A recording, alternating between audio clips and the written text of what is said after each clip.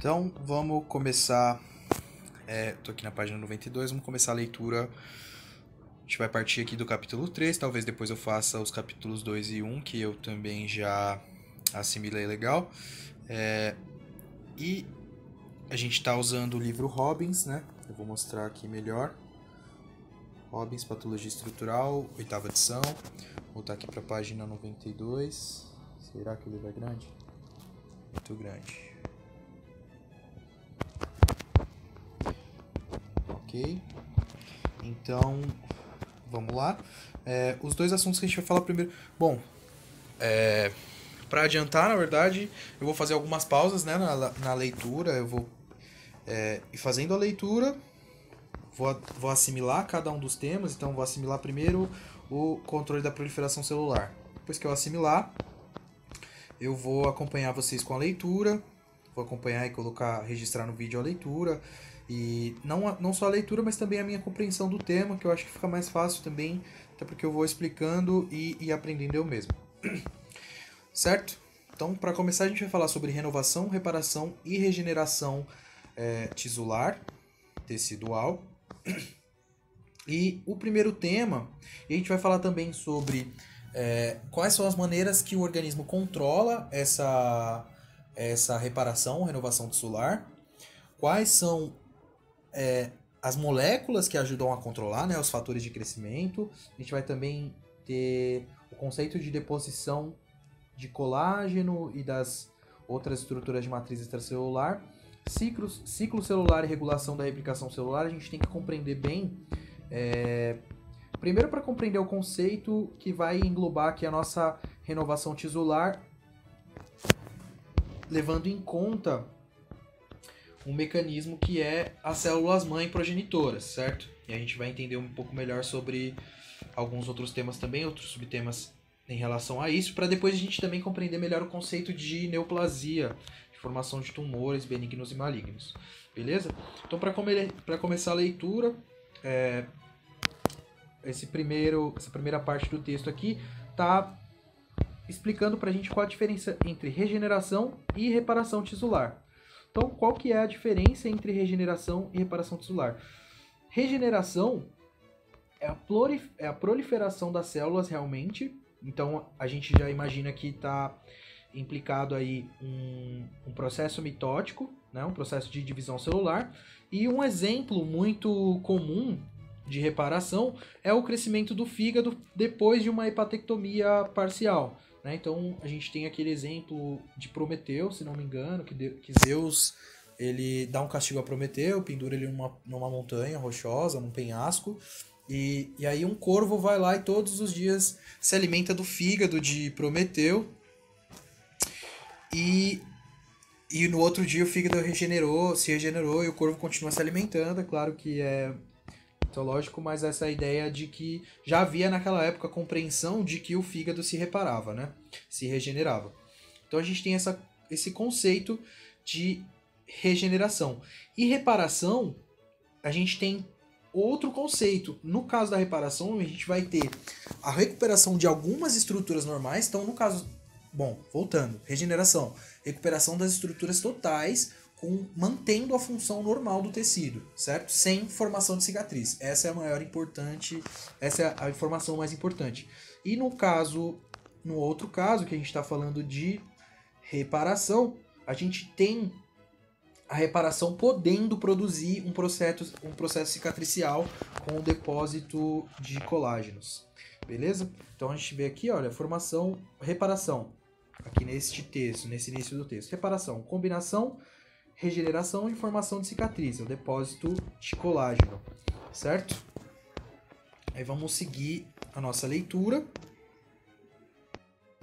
Então, seguindo a nossa leitura, a gente vai ter aqui a exposição do conceito, um conceito que a gente tem que gravar bem, inclusive marquei em rosa aqui na leitura do Robbins, e é o conceito de que é necessário, a matriz extracelular é extremamente necessária para o processo de cicatrização e ela vai conduzir o resultado final mesmo do processo de cicatrização. Então, se a gente tem uma lesão que vai uma lesão que afeta e destrói muitos componentes da matriz extracelular, a gente não tem uma base para a criação. É como se a matriz extracelular fosse um esqueleto para as células começarem a se proliferar ali nas suas posições corretas, que vai dar possibilitar, né, na verdade, o tecido cumprir sua função. E se a gente tem a destruição da matriz extracelular, aqui em rosa está falando, na verdade, sobre quais são as funções da matriz extracelular, falando bem por cima. Inclusive eu li esse artigo 4 aqui, eu fui dar uma lida para entender melhor como funcionava a matriz extracelular. E, enfim, se vocês quiserem dar uma lida também no artigo 4, talvez eu deixe os artigos que eu li, talvez eu deixe na descrição do vídeo, vou ver o que eu vou fazer. Ou seja, é uma leitura que sugere que a matriz extracelular é extremamente importante para o nosso processo de regeneração, porque se ela for destruída, a gente vai ter mais depósito de colágeno, a gente vai ter ainda mais disfunção tecidual, certo? Inflamação crônica, ela também estimula a formação de cicatrizes, né? Então, quando a gente tem um processo crônico, processo de formação crônica, a gente provavelmente tem uma insistência daquela lesão, né? Uma insistência do agente lesivo, e o fato do agente lesivo estar persistentemente presente no tecido e produzindo lesão, vai fazer com que mais depósito de colágeno, com mais processo de depósito de colágeno aconteça naquele tecido em específico. E aí a gente vai ter também, nesse mesmo contexto, a introdução do termo fibrose. Qual que vai ser a introdução do termo fibrose? Ele está muito relacionado também com inflamação crônica. Por quê? Porque é o depósito extenso de colágeno, certo? Então o depósito extenso de colágeno vai acontecer muito frequentemente em ocasiões de inflamação crônica, certo? Então aqui outra vez está marcado, ainda que a reparação seja um processo de curação, pode causar disfunção celular. Eu marquei aqui para a gente não esquecer nunca desse conceito, beleza? Aqui a gente tem um breve esquema sobre qual que é o conceito, sobre como que está classificado aí, como é que vai se dividir, mas para a gente visualizar um pouco melhor regeneração e reparação. Então, em regeneração, a gente vai ter, e aqui o texto descreve bem, a gente vai ter a regeneração completa, bem aqui, olha, regeneração completa, epidermis, tubo digestivo, epitélio, sistema hematopoético.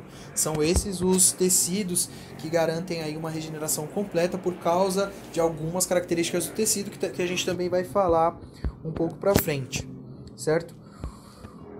E a gente vai falar sobre esse conceito de tecidos estáveis, etc., tecidos lábeis, tecidos permanentes. A gente vai falar melhor um pouco sobre esse conceito. Então, o que o esquema está mostrando para a gente? A gente tem um tecido, ele recebe ali um agente lesivo, ele recebe um fator de lesão, e aí, dependendo do tecido, a gente vai ter duas possibilidades de processo. A gente vai ter possibilidade de processo de regeneração com a recuperação aí da nossa função do tecido, e a gente tem a possibilidade do processo de reparação, e muito que provavelmente este processo de reparação ele sugira a produção, a presença de cicatrização, certo? Formação de cicatrizes. E aí, se a gente tem um estímulo crônico, uma inflamação crônica, esse depósito de colágeno sob o tecido, esse depósito de colágeno na posição em que deveriam estar as células do parênquima vai ser muito maior, então a gente vai ter a produção de um processo fibroso, de fibrose, né? É o nosso conceito de fibrose.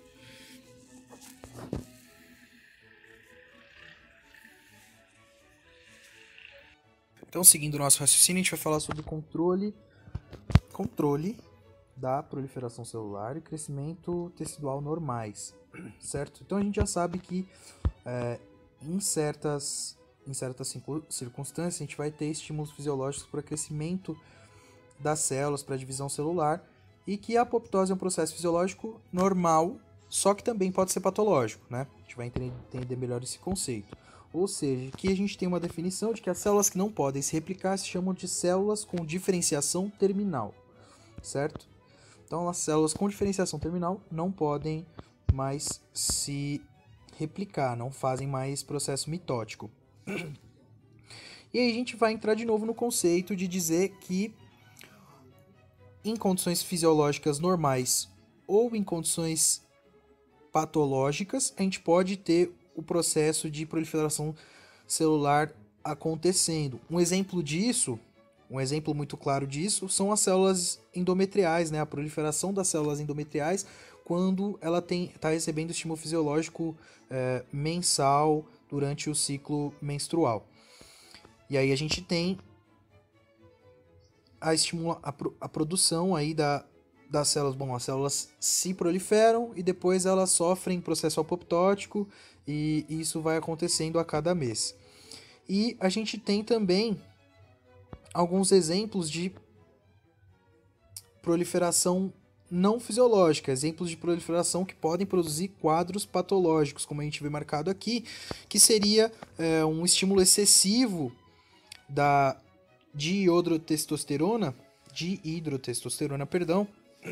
e a gente vai ter a produção de hiperplasia nodular prostática, né? Um tipo de tumor da glândula prostática, da próstata. Ou, por exemplo, o desenvolvimento de bócios nodulares tiroideus pelo estímulo das hormonas tiroideias T3 e T4, certo? Então a gente vê o livro citando aqui pra gente. Mais uma vez o livro mostra uma imagem muito interessante, olha, pra gente guardar mesmo, entender mesmo o conceito e guardar o conceito de que a matriz celular é extremamente importante para uma boa regeneração celular, certo? Então a gente vê aqui, olha, um lobulilo hepático normal aqui do lado esquerdo, aí aqui do lado direito mostrando a tríada portal, as estruturas que a gente tem, o sinusoide que é o espaço, né, e os hepatocitos.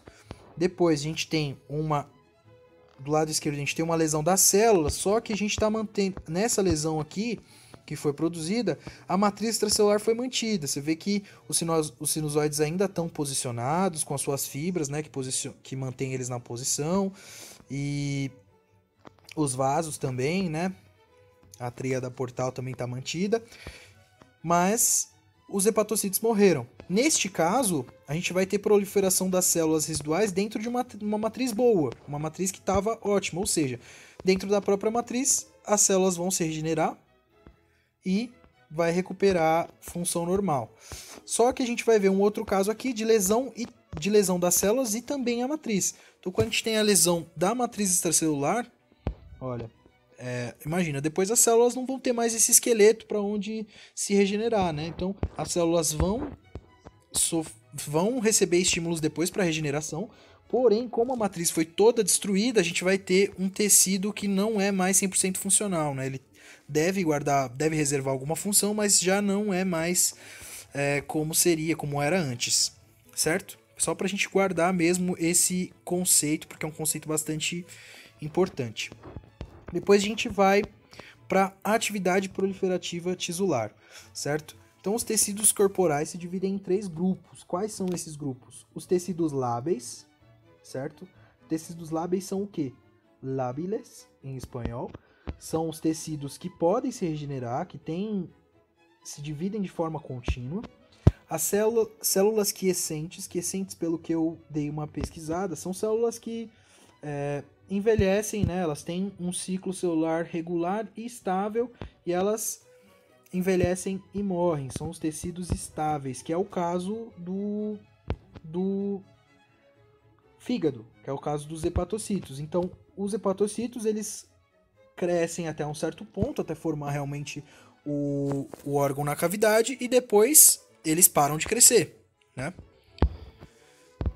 Fisiologicamente eles param de crescer. Só que se a gente tem lá, no caso, se a gente tem a hepatectomia parcial, os tecidos estáveis têm essa característica, eles podem sim continuar se proliferando, diferente dos tecidos lábeis que continuam se proliferando de forma contínua, como seriam os espermatozoides, por exemplo, certo? E aí o último tipo de tecido são os tecidos permanentes. Os tecidos permanentes não se dividem, eles não têm mais essa capacidade de se dividir, de fazer processo mitótico. E aí a gente vai explicar um pouco e falar um pouco sobre os tipos de tecido, certo? Então, as células do tecido que se dividem continuamente são Geralmente os epitélios de superfície, os epitélios estratificados da pele, escamosos da pele, cavidade oral, vagina e coelho uterino, certo? A mucosa que reveste os condutos das glândulas corporais, por exemplo, as glândulas salivares, pâncreas, a via biliar. O epitélio cilíndrico do tubo digestivo, e a gente já conhece e entende um pouquinho sobre como funciona ali o processo da enfermidade de refluxo, né, no gastrointestino. Então a gente entende que essas células ali elas podem se regenerar, inclusive sofrem displasia, nesse caso do refluxo persistente. E na maioria desses tecidos, as células maduras derivam de células mães adultas, certo? Então nesses tecidos aqui a gente vai ter ali próximo ali à membrana basal, sempre células mãe adultas que dão essa capacidade aí de diferenciação e de divisão mitótica para o tecido.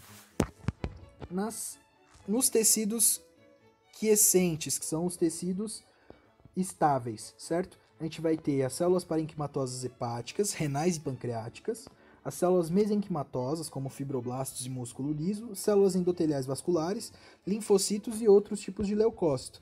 E aí, o que acontece? Nesse caso, a capacidade regenerativa dessas células, elas estão limitadas até que se sofra algum estímulo que faça com que elas voltem aí a se diferenciar, né? Voltem a se proliferar, certo? Então, no caso dos fibroblastos, depois que eles recebem o estímulo, eles podem se proliferar bastante e produzir os processos de cicatrização e fibrose, que a gente vai dar uma lida um pouco mais para frente. E os tecidos que não se dividem, né, que são os tecidos permanentes, a gente vai ter nesse grupo de tecidos os neurônios, as células musculares cardíacas e esqueléticas, certo? Então, se os neurônios do sistema nervoso central se destroem, o tecido vai ser substituído por uma proliferação dos elementos de suporte que já tem no sistema nervoso central. Então, as células não vão se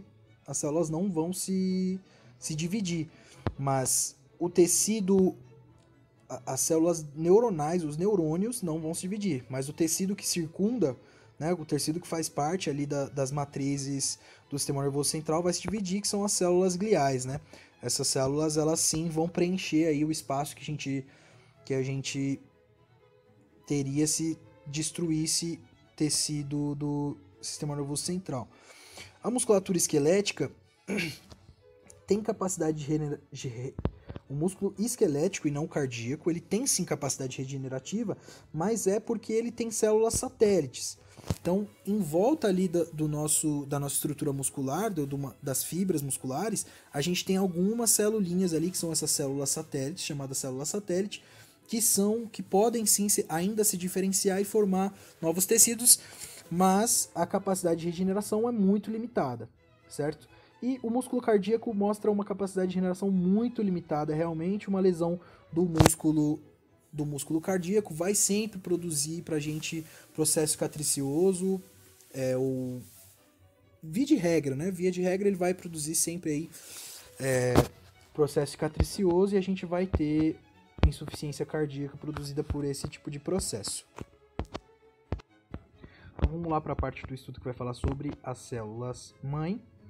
E o conceito das células mãe são células que podem aí se autorrenovar e gerar tipos diferentes de células, certo? Então a gente vai ter dois tipos de diferenciação para células mães, a replicação assimétrica obrigatória e a diferenciação estocástica, certo? Esses são os dois tipos. Esses são os dois tipos. E a gente tem a informação de que nos estádios precoces do desenvolvimento embrionário, lá quando a gente é um embriãozinho, a gente tem as células mãe embrionárias. Essas células mãe embrionárias são pluripotenciais, ou seja, elas podem gerar qualquer tipo de tecido corporal, e elas originam as células mãe multipotenciais, que têm uma capacidade mais limitada. A gente tem uma explicação, uma demonstração disso aqui. Então, olha, aqui a gente tem o zigoto com células mãe totipotenciais, são outro tipo de células mãe. Aí a gente tem a massa celular interna, e dentro dessa massa celular interna a gente vai ter as células-mãe pluripotenciais, certo? Aí as células-mãe multipotenciais, elas já estão mais reservadas, já estão mais limitadas mesmo, o seu processo de diferenciação já é mais limitado, e elas já estão comprometidas com uma linha. Quais são essas linhas? Uma dessas 3 linhas. Quais são essas linhas? Células diferenciadas do endodermo, células diferenciadas do mesodermo e do ectodermo. E aqui no caso das células-mãe pluripotenciais, que são essas aqui, a gente vai ter, se produzido cultivo, né, se cultivar essas células pluripotenciais, a gente pode estimular elas a virar qualquer tipo celular. Então, célula de slot pancreático, né, produtora de insulina, células hematopoéticas, células miocárdicas, neurônios, inclusive, né, e hepatocitos. Isso utilizando as células-mãe pluripotenciais. Como que isso acontece? Então a gente vai explicar um pouco melhor. Esse texto em rosa está dizendo uma informação aqui muito interessante que eu fui ler depois do artigo. Se vocês quiserem ler o artigo 9, talvez eu vá deixar na descrição. Mas ele está falando sobre a identificação de algumas células-mãe em algumas posições no sistema nervoso central que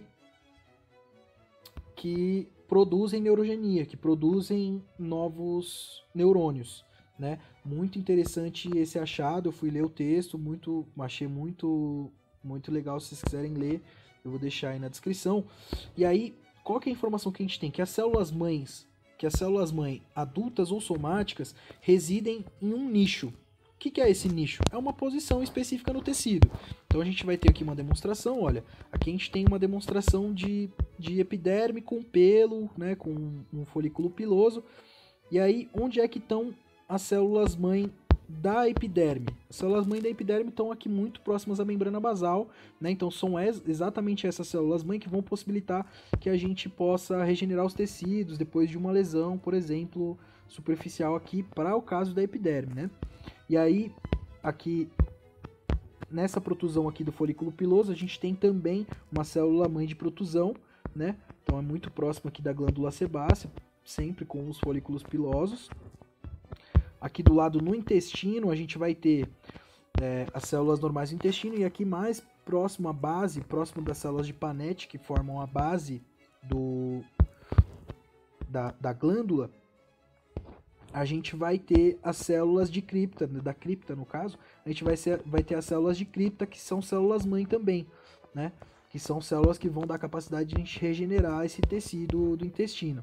Aqui é no fígado, mostrando esse mesmo conceito, né? Aqui no fígado a gente tem células-mãe progenitoras hepáticas próximas aos condutos de Hering, que são essas celulinhas aqui que eu marquei em amarelo. Então essas células aqui, elas são células-mãe que já tem uma linha demarcada, né? Claro, e ela só tem a possibilidade de se diferenciar para outras células hepáticas. Na córnea também a gente tem um nicho na córnea. Então, se você olhar aqui, olha bem, entre a conjuntiva e a córnea, a gente tem essa região chamada limbo. E nesse limbo a gente tem também células-mãe corneais que dão possibilidade de a gente regenerar o tecido corneal. Muito interessante essa informação. E aí, outra informação muito interessante é de que é possível reprogramar células diferenciadas de roedores e humanos e convertê-las em células pluripotenciais parecidas às células mãe embrionárias, né? E esse tipo de processo é chamado, depois que se consegue fazer esse tipo de processo, a gente vai chamar essas células aí de células mãe pluripotenciais induzidas, certo? Que é um processo realizado em laboratório, obviamente, né? Mas é um processo que é utilizado para a regeneração de tecidos, certo? Então, seguindo aqui nossa discussão, a gente vai ter o livro citando aqui uma discussão sobre células-mãe embrionárias. Algo que eu achei muito interessante é que foi utilizado uma tecnologia em que se substitui o DNA dos ratos.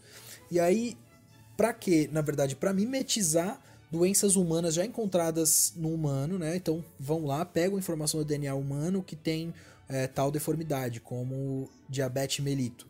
E aí inserem esse tipo de informação nos ovocitos dos ratos que vão se proliferar ali com esse tipo de informação genética e vão desenvolver a doença. E isso foi realizado para mais de 500 doenças, olha, são criados mais de 500 modelos de enfermidade humana com esses animais para poder estudar a doença, né? Como transcorre a doença. Eu achei muito interessante essa informação, inclusive esse artigo eu fui ler também, o artigo 16, vou deixar marcado.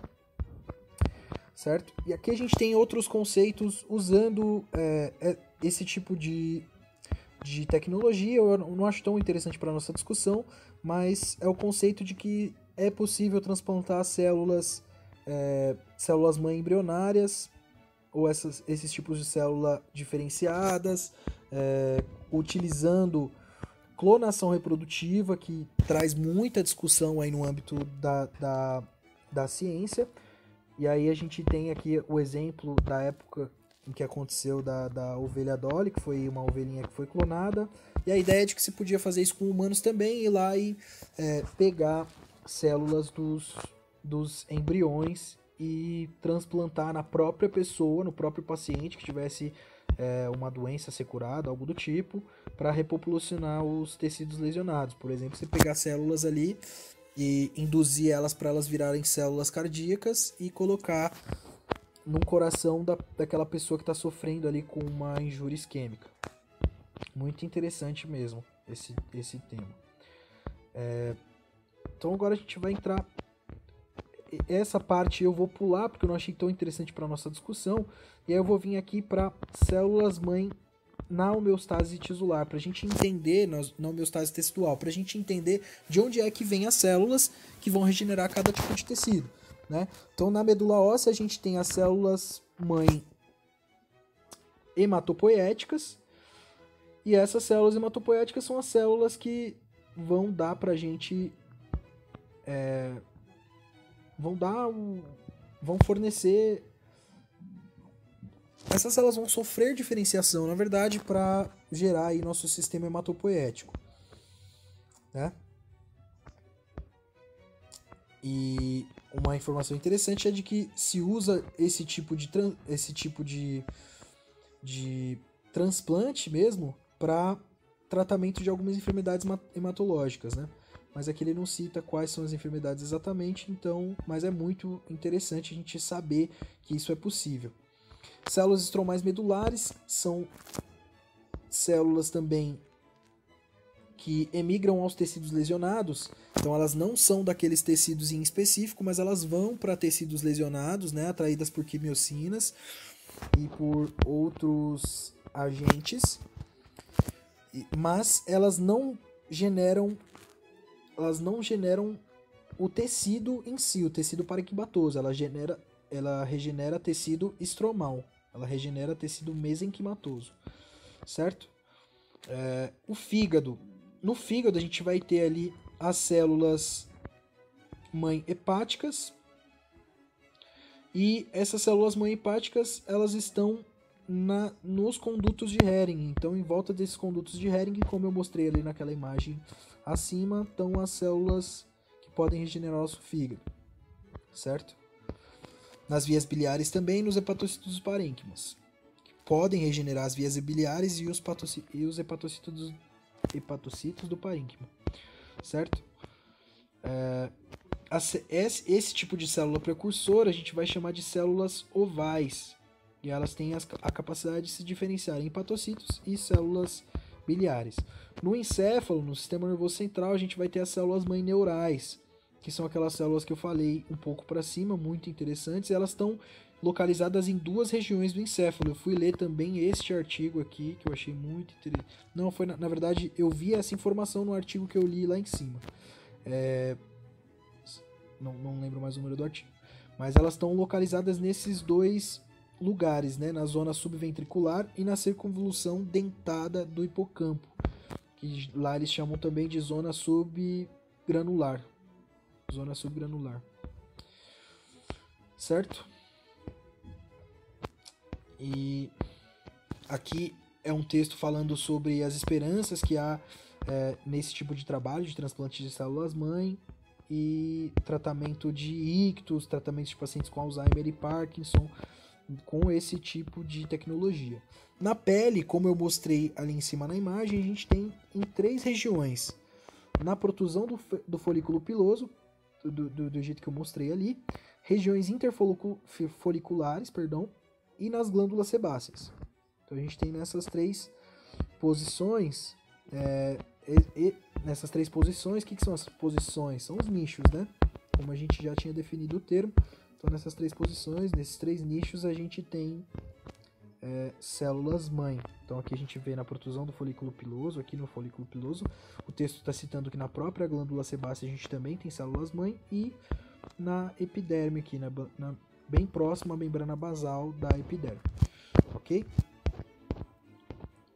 Vamos ver. Epitélio intestinal.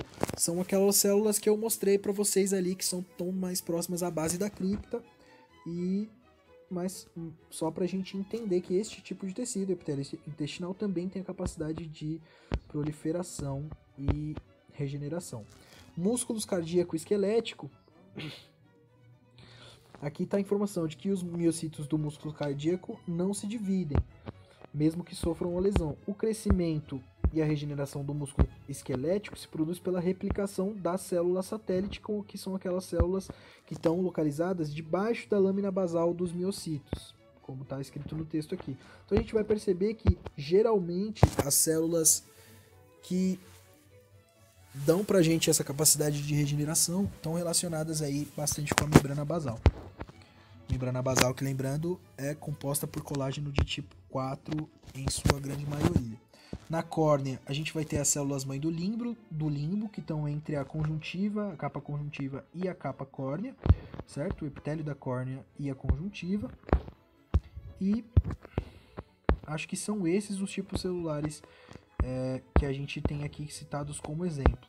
Mas muito interessante esse tipo de tema, né? O tema de que a gente pode utilizar células-mãe, mas é muito controverso também. Eu acho que não seria interessante participar da discussão ou abrir uma discussão como essa.